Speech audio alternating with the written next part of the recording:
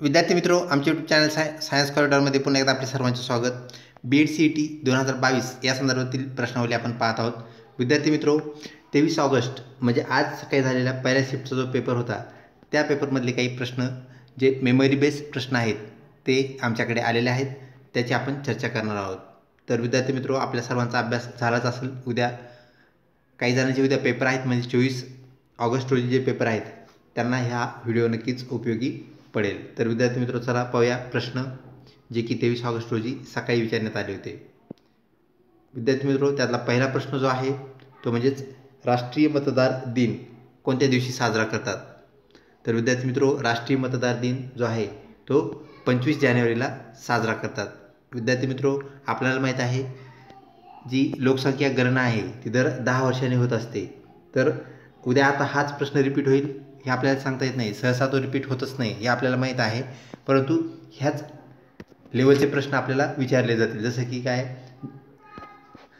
लोकसंख्या गणना दर किती वर्षांनी होते, तर त्याचं उत्तर विद्यार्थी मित्रों 10 वर्ष आहे। पशुगणना म्हणजेच प्राण्यांची गणना दर 5 वर्षांनी होते, हे आपण लक्षात ठेवावे। तसंच विद्यार्थी मित्रों, 2011ला शेवटची गणना झालेली आहे म्हणजे लोकसंख्या गणना। तर विद्यार्थी मित्रों लक्षात घ्या, 2021ला गणना झालेली नाही आहे लोकसंख्या गणना, त्यामुळे आपल्याकडे जी आकडेवारी उपलब्ध आहे ती 2011चीच आहे। तर लोकसंख्या गणना किती वर्षांनी होते हा एक महत्त्वाचा प्रश्न आहे, आणि पशुगणना दर किती वर्षांनी होते तो म्हणजेच 5 वर्षांनी, हे एक आपण लक्षात ठेवावे। त्यानंतरचा प्रश्न विद्यार्थी मित्रों, छत्रपती संभाजीराजांचा जन्म कोठे झाला, म्हणजे कोणत्या किल्ल्यावर झाला असा हा प्रश्न आहे। उत्तर किल्ले पुरंदर। तर विद्यार्थी मित्रों, छत्रपती संभाजीराजांचा जन्म किल्ले पुरंदरवर झालेला आहे, म्हणजे पुरंदर किल्ल्यावरती झालेला आहे, हे आपण लक्षात ठेवावे। ह्याला पॅरलल असणारा म्हणजे समांतर असणारा प्रश्न, छत्रपती शिवाजी महाराजांचा जन्म कोणत्या किल्ल्यावर झाला, तर विद्यार्थी मित्रों ते आपल्याला माहीत आहे, ते म्हणजेच शिवनेरी किल्ल्यावर। तर ह्या प्रकारचे प्रश्न आपण त्याची तयारी करावी, ते पाठ करावेत। तसेच विद्यार्थी मित्रों, एखाद्या वेळेस त्यांच्या जन्मतारखाही विचारतात, तर त्यांचा जन्म किती तारखेला झाला, तर जन्मतारखी आपल्याला निश्चितपणे लक्षात घेणं गरजेचं आहे, लक्षात ठेवणं गरजेचं आहे। त्यानंतर विद्यार्थी मित्रों, पुढचा प्रश्न,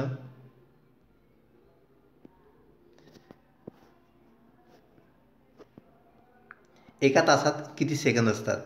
तर विद्यार्थी मित्रों, आपल्याला माहीत आहे एका मिनिटामध्ये 60 सेकंद असतात। तर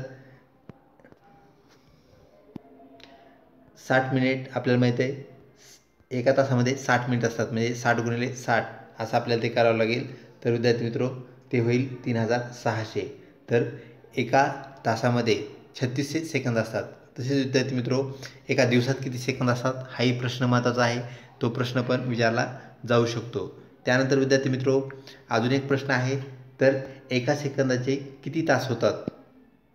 तर विद्यार्थी मित्रों, एका सेकंदाचे किती तास होतात म्हणजे आपल्याला काय करावं लागेल, एका सेकंदाला 3600 म्हणजे एका तासाचे एकूण सेकंद ह्यांनी त्याला भागावं लागेल। आणि विद्यार्थी मित्रों ते भागल्यानंतर येणारं जे उत्तर आहे ते म्हणजेच 0.00028 हे उत्तर आपल्याला मिळतं। म्हणजे एका सेकंदाचे तास जर आपल्याला कन्वर्ट करून काढायचे असतील तर ते होतील 0.00 म्हणजे 3 वेळेस 0 म्हणजे 00028। तर इतके सेकंद आपल्याला एका सेकंदाचे तितके तास आपल्याला गणता येतात। त्यानंतरचा प्रश्न विद्यार्थी मित्रों, ज्ञान हीच शक्ती आहे असे कोण म्हटले। तर विद्यार्थी मित्रों, ह्याचे ऑप्शन्स आपल्याकडे अवेलेबल नाहीत। तर विद्यार्थी मित्रों, फ्रान्सिस बेकन यांनी हे म्हटलेलं आहे, पण त्या ऑप्शन्समध्ये फ्रान्सिस बेकन हा ऑप्शन होता का नव्हता हे आपल्याला सांगता येणार नाही। तर हा फक्त प्रश्न आपण त्याची चिकित्सा करून त्याचं उत्तर तुमच्याकडे शोधून ठेवावं, घेऊन ठेवावं, आणि त्यासारखे पॅरलल प्रश्न आपण काय करायचे आहेत, पण त्याचीही तयारी करायची आहे। त्यानंतर विद्यार्थी मित्रों, पुढचा प्रश्न, लीप इयर किती वर्षांनी येते। तर विद्यार्थी मित्रों, आपल्याला माहीत आहे लीप इयर जे आहे ते दर 4 वर्षांनी येते। तर विद्यार्थी मित्रों, ज्या वर्षी लीप इयर येत असते तर ते त्या वर्षी फेब्रुवारीमध्ये एकूण 29 दिवस असतात, आणि जनरली ज्या वर्षी लीप इयर नाही आहे तर फेब्रुवारीमध्ये 28 दिवस असतात, हे आपल्याला माहीत आहे। तर विद्यार्थी मित्रों, 29 दिवस असणारं जे वर्ष असतं त्याला आपण लीप इयर म्हणतो, आणि ते समसंख्यामध्ये येते, हे एक बाब आपण लक्षात ठेवावी। तर लीप इयर 4 वर्षांनी येते। त्यानंतर विद्यार्थी मित्रों, पुढचा प्रश्न,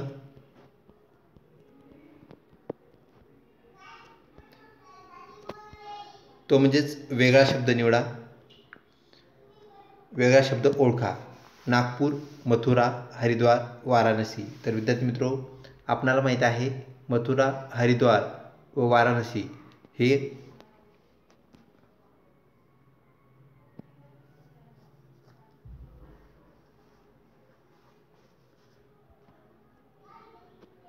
हे प्रसिद्ध मंदिरांचे स्थळ आहेत किंवा ठिकाणं आहेत.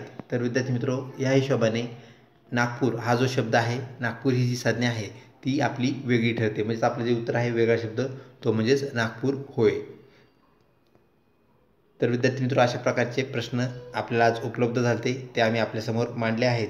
तर ह्याला समांतर असणारे प्रश्न आपल्याला काय करायचे आहेत विद्यार्थी मित्रो, त्याचा अभ्यास करायचा आहे. जसं की विविध जे मंदिरं आपल्या महाराष्ट्रामध्ये प्रसिद्ध मंदिरं आहेत त्या संदर्भातील बाबी असतील. त्यानंतर विद्यार्थी मित्रो, लीप इयर संदर्भात प्रश्न असतील. कोणत्या लीप इयरला कोणत्या महिन्यामध्ये 29 दिवस असतील किंवा कोणत्या महिन्यातील दिवस बदलतात असाही प्रश्न तिथे येऊ शकतो. तर ते आपल्या लक्षात पाहिजे. तर फेब्रुवारी महिना हे त्याचं उत्तर असेल. आणि फेब्रुवारी महिन्यात लीप इयरमध्ये किती दिवस असतात असा जर प्रश्न आला तर त्याचं उत्तर 29 असेल.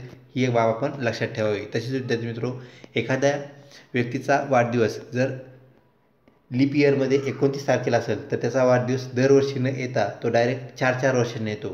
ही बाब आपण क्रमशःने लक्षात ठेवावी. ज्ञान हीच शक्ती. तर अशाच प्रकारचे विद्यार्थी मित्र दुसरे जे वाक्य आहेत, सेंटेन्स आहेत, तेही आपल्या लक्षात घ्यावे लागतील. ते कुणी म्हटले तर त्याप्रमाणे आपल्याला ते पाठ करावे लागतील. त्यानंतर विद्यार्थी मित्र, एका तासात किती सेकंद आहेत, एका दिवसामध्ये सेकंद किती असतात, किंवा सेकंदाचं रूपांतर आपल्याला जर मिनिटात करायचं असेल किंवा तासात करायचं असेल किंवा तासांचं रूपांतर सेकंदामध्ये करायचं असेल त्याप्रमाणे आपल्याला ते करावं लागेल. विद्यार्थी मित्र, ज्यावेळेस आपल्याला सेकंदाचं रूपांतर मिनिटामध्ये किंवा तासामध्ये करायचं आहे त्यावेळेस आपल्याला त्याचा गुणाकार करावा लागेल. आणि ज्यावेळेस आपल्याला तासात काय करायचं आहे, तासात रूपांतर करायचं आहे किंवा मिनिटात रूपांतर करायचं आहे त्यावेळेस सेकंदाला भागावं लागेल. ही एक क्रिया आपण त्याप्रमाणे लक्षात ठेवावी, उत्तर काढावे. त्यानंतर विद्यार्थी मित्रो, छत्रपती संभाजी महाराज असतील, शिवाजी महाराज असतील किंवा इतर जे योद्धे आपल्या महाराष्ट्रामध्ये होऊन गेले तर त्यांच्याशी निगडीत असणारे प्रश्न त्याचीही आपल्याला तयारी करावी लागेल. त्यामधूनच असे पॅरल प्रश्न म्हणजे समांतर प्रश्न आपल्याला विचारण्यात येतील, जी की आपल्या उद्याची परीक्षा आहे BED CET 2022. त्यानंतर विद्यार्थी मित्र, राष्ट्रीय मतदार दिन. आपण जे दिन आहेत विद्यार्थी मित्र, विविध दिन म्हणजेच राष्ट्रीय दिन किंवा आंतरराष्ट्रीय दिन, जसं की पर्यावरण दिन असेल, त्यानंतर जागतिक लोकसंख्या दिन असेल, आरोग्य दिन असेल, तर ह्या बाबी आपण विविध व्हिडिओद्वारे पाहिलेले आहेत अगोदरच. तर तेही आपल्याला काय करावं लागेल, परत एकदा पाहून घ्यावं लागेल. तर विद्यार्थी मित्र, अशा प्रकारची प्रश्नावली ज्या की आजच्या प्रश्नपत्रिकेमध्ये BED पहिल्या शिफ्टमध्ये विचारण्यात आलेल्या प्रश्नामध्ये हे प्रश्न आपल्याला पाहायला मिळाले, जे की मेमरी बेस्ड प्रश्न आहेत. लवकरच भेटूया विद्यार्थी मित्र पुढच्या अपडेटसोबत. आमच्या चॅनलला कनेक्ट राहा. अजूनही आपण जर चॅनल सबस्क्राईब केलं असेल तर कृपया सबस्क्राईब करा. आपल्या BED CET पासून आपल्या रिझल्ट आणि सगळ्या ज्या अपडेट्स आहेत त्यासाठी आमच्या चॅनलला कनेक्ट राहा आणि बेल आयकॉन बटन नक्कीच दाबून ठेवा. लवकरच भेटूया पुढच्या अपडेटमध्ये. तोपर्यंत अभ्यास करा. धन्यवाद.